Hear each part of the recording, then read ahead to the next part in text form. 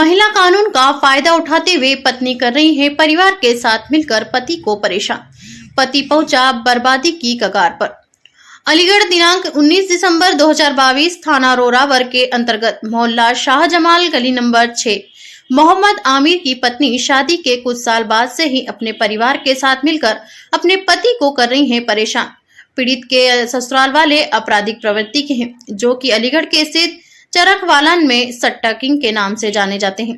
पीड़ित के ससुर अकील अहमद और उसके बड़े भाई शकील अहमद व अकील अहमद के दो पुत्र अनस और सुभान, अकील अहमद की पत्नी व दामाद मजहर एवं सिराज, यह सभी पीड़ित के ससुर अकील अहमद के सभी गैर कानूनी कार्यों में भरपूर साथ देते हैं। इनके खिलाफ थाना दिल्ली गेट में अनगिनत केस दर्ज हैं, जिनमें सट्टा, चरस, गुंडागर्दी, मर्डर जैसे आदि अपराध शामिल हैं। पीड़ित से भी अकील अहमद ने यही पेशकश रखी थी कि तुम भी हमारे धंधे में शामिल हो जाओ, किंतु पीड़ित के इनकार करने पर अकील अहमद ने अपनी बेटी के साथ मिलकर किया परेशान। यह गिरोह चरस, गांजा और सभी गैर कानूनी कार्यों में शामिल है। पीड़ित के कहने के मुताबिक ससुर अकील अहमद का कहना है कि पुलिस को हम पैसे खिलाते हैं, इसलिए पुलिस हमारा कुछ नहीं बिगाड़ सकती। पीड़ित आमिर ने चौकी, थाने कोतवाली, एसएसपी महोदय व मुख्यमंत्री पोर्टल तक गुहार लगाई, किंतु कहीं से कोई मदद या इंसाफ नहीं मिला। उल्टा पीड़ित आमिर को ही दबाया जाता है। द नेशन न्यूज से पत्रकार शेराज अंसारी। थाना रोरावर स्थित शाहजमाल गली नंबर 6। आजकल आप देख रहे हैं कि पति पत्नी के झगड़े तो अक्सर होते ही रहते हैं, कभी छोटे विवाद को लेकर, कभी बड़े विवाद को लेकर। लेकिन यहाँ तो एक ऐसा मसला सामने आया है कि पति को छोड़कर पत्नी जा चुकी हैं। तो आइए बात करते हैं इनसे कि मसला क्या है, पूरा वाकया क्या है। आपका नाम? मेरा मोहम्मद आमिर। तो आमिर जी, आपका मसला क्या है? सर, ये मेरा करीब 1.5 साल से चल रहा है अदालत में। ये मेरी वाइफ आए दिन किसी न किसी बात पर झगड़ा करके छोटी मोटी बातों को बड़ा कर कर अपने घर चली जाती थी। अब उन्होंने क्या करा है, जब से उनकी कुछ रिकॉर्डिंग पकड़ी गई है दूसरी किसी थर्ड पर्सन के साथ, तब से उन्होंने मेरे ऊपर झूठे केस लगाना शुरू कर दिया है। कभी पुलिस में है, कभी चौकी पर। फिर उन्होंने क्या नाम है, जब उनकी कहीं नहीं ज़्यादा वो हुआ तो उन्होंने उसमें कोर्ट में डाल दिया मेरे खिलाफ। कभी बच्ची के नाम पर, कभी किसी नाम पर। 3 बच्चियाँ हैं मेरी। बड़ी बेटी 8 साल की है, छोटी 5 साल की, उससे छोटी 2 साल की है। जिस बच्ची को छोड़कर गई थी वो बच्ची उस टाइम 8 महीने की थी, आज वो 2 साल की हो चुकी है। और कोर्ट में केस चल रहा है। ना तारीखों पर आती हैं, मुझसे कह रही है कि या तो हमें तलाक दो और 12 लाख रुपये दो। मैं तलाक दे नहीं रहा, तो इसलिए मेरे ऊपर झूठे केस लगाए जा रहे हैं।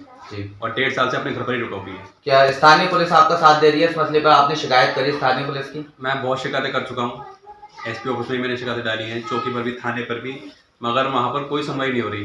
वो मेरे जो ससुर हैं वो नंबर 2 का काम करते हैं जी, जैसे सट्टा हुआ और चरस का काम हुआ, इन कामों में रहते हैं, तो इसलिए पुलिस वाले उनकी साइड लेते हैं जी। मेरी कोई बात पर अभी तक कोई कार्रवाई नहीं हुई किसी भी शिकायत पर। मैंने काफ़ी शिकायतें डाल भी चुका हूँ, कोतवाली में भी डाली है, लेकिन किसी पर भी कोई कार्रवाई नहीं है। और अगर ये कोई शिकायत डालते हैं झूठी तो उस पर फौरन कार्रवाई हो जाती है जी। मेरी बात का अभी तक कोई सुनवाई नहीं हुई कहीं पर नहीं जी। तो आपके बच्चे जो हैं वो कितने कितने साल के हैं? मेरी बड़ी बेटी जो है वो 8 साल की है, उससे छोटी एक 5 साल की है, और सबसे छोटी जो इस टाइम वो 2 साल की हो चुकी है। तीनों बच्चे आपके ही पास हैं इस वक्त? जी, मेरे पास हैं तीनों बच्चे जी, तीनों बच्चे। ठीक है। तो मसला क्या आ रहा है कि अब किस तरीके से आप क्या चाह रहे हैं? वो तो ये कह रही है मुझसे मुझे पैसा दे दो। कितना रुपया मांग रहे हैं वो आपसे? मीडिएशन में जब केस चला था करीब 4 महीने, तो मीडिएशन में वेदिंग में मैंने एप्लीकेशन डाली थी, तो वहाँ पर जब इनको बुलाया गया तो वहाँ पर मुझसे 12 लाख रुपये मांग रही थी। फिर जब उनके काउंसलर ने झूठ पकड़े इनके, काफ़ी जितनी भी इनकी बातें हुई वहाँ पर सब इनकी झूठी बातें साबित हुई, तो फिर ये घटते घटते उस पर कभी 8 लाख, कभी 10 लाख, कभी 6 लाख, इस तरीके से आने लगी। अभी फिलहाल जो उन्होंने पुलिस चौकी से मुझ पर केल पाया है वो 4 लाख रुपये की मुझसे डिमांड कर रहे हैं। कौन सी पुलिस? हम ये एडीए चौकी पर, एडीए कॉलोनी पुलिस चौकी पर उन्होंने मुझे बुलवाया था।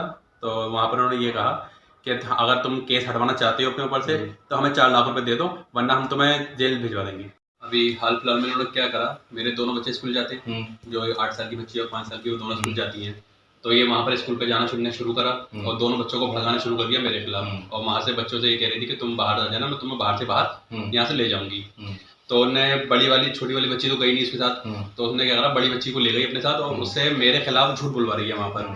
तो 1.5 साल से मैं उन बच्चों को पाल रहा हूँ। उनके सारे काम, नहलाना धुलाना से लेकर टॉयलेट तक कराना मैं करता हूँ, क्योंकि मेरे घर में कोई लेडीज है नहीं, क्योंकि ना ही कोई मेरी माँ भी नहीं है, और बहन थी, बहन की हमने शादी कर दी, जब से हमारे घर में कोई नहीं है, सिर्फ पापा और हम 2 लोग घर में रहते हैं।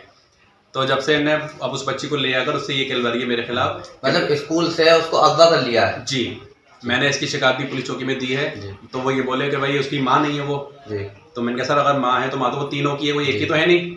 जी अब वो उसको ले जाकर, क्योंकि वो बच्ची समझदार है, बोल सकती है, तो उससे जगह जगह ये कहलवा रही है कि बेटा ये कहो पापा के खिलाफ कि पापा आपको मारते पीटते हैं।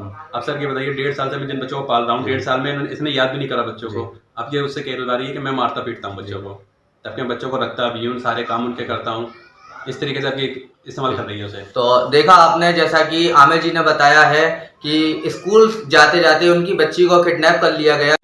तो आमिर जी की बच्ची से कहलवाया कि आमिर जी के खिलाफ उल्टे सीधे बयान पेश करे और आमिर जी को फंसाने की बिल्कुल पूरी तरीके से साजिश की गई।